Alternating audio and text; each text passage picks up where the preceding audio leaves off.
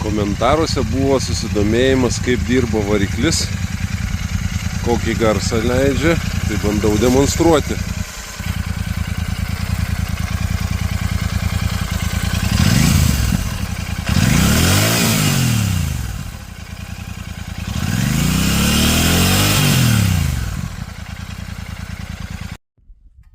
Taigi, pavažiavus kelius šimtus kilometrų galima daryti šiokias tokias išvadas. Motociklas tikrai ne tik gražus, bet ir patogus keliauti. Nebijo žvyrkelio, jeigu reikia kartais pavažiuoti.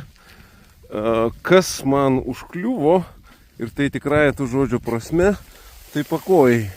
Nežinau, ar dėl jų pozicijos, ar dėl va šito pipsiko yra tam tikrų niuansų. Kai sėdi ant motociklo ir nuleidi kojas žemyn, tai pakojas nemaloniai įsiremia į koją. Nežinau, ar čia įpratimo reikalas, ar čia pozicija, ar čia pačio pakojo konstrukcija. Taip pat, ką jau minėjau anksčiau, tai nereikia tikėtis jokios apsaugos nuo vėjo. Na, bet čia mane labai gelbėjo rūkas striukė nuo lietaus.